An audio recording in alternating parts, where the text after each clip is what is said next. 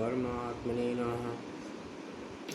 आज हम लोग स्वतः प्रमाणम और परतः प्रमाणम की चर्चा करेंगे।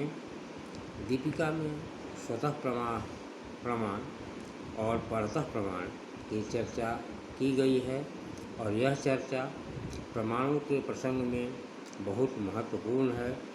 जब हम जानते हैं कि यह घट है तो यह कैसे निर्धारित किया जाए कि हमारा यह ज्ञान प्रमा है या नहीं।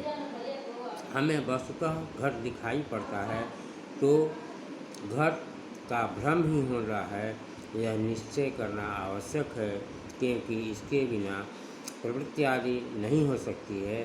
यही चर्चा स्वतः प्रमाणम और परतः प्रमाणम की चर्चा है, जिसे माध्वाचार्य ने निम्नलिखित श्लोकों के सार रूप में दिया है।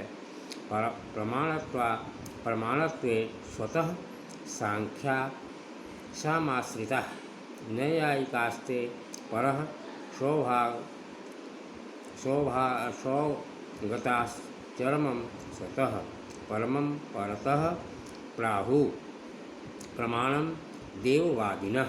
प्रमाणत्वं स्वतः प्राहु पश्चात प्रमाण का भाव यह कि सांख्य प्रमाण और अप्रमाण दोनों को स्वतः मानते हैं, न्यायिक दोनों को परस्पर, बौद्ध अप्रामाण्य को स्वतः प्रमाण को परतः, मीमांसक प्रामाण्य को स्वतः और अप्रामाण्य को परतः।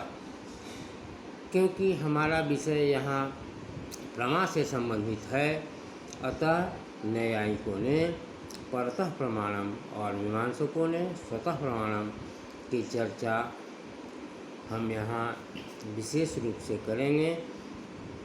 दीपिका में पहले मीमांसा का पूर्व पक्ष दिया और बाद में न्यायिकों का सिद्धांत पक्ष। प्रामाण्य के स्वतः होने का अर्थ है तत्प्रमाणाग्राह्य कया वज्राग्राहक सामग्रीवाय महत्वम ग्राह्यम। यहाँ 3 शर्तें हैं। पहली शर्त है कि सत्य का ज्ञान उसी कारण से होता है जिस कारण से ज्ञान होता है। दूसरी शर्त यह कि कारण में ज्ञान की उत्पत्ति में जो भी साधन है सभी शामिल है। और तीसरी शर्त है कि उसमें कोई भी ऐसी चीज़ शामिल नहीं है जो ज्ञान की सत्यता में बाधक बने। अंतिम 2 शर्तों की आवश्यकता दीपिका में बताई गई है।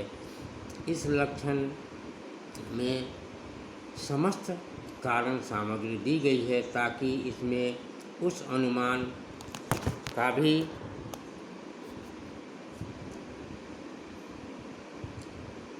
आ सके जो प्रमाण सिद्धि कर सके, चाहे हम उसे आप्तवाक्य से पहले भी क्यों न जान चुके हों।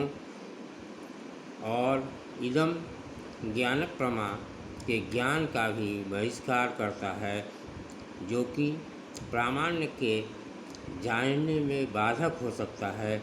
हाँ, यह आवश्यक है कि यह बाधक ज्ञान के संबंध में ही हो, अनुव्यापार के संबंध में नहीं। इसके अतिरिक्त न्यायिक स्वयं भी अंततः स्वतः प्रमाण को मान ही लेते हैं, क्योंकि वे यह मानते हैं कि यह घटत्व और उसका संबंध अनुष्ठ व्यवहार द्वारा जाना जाता है।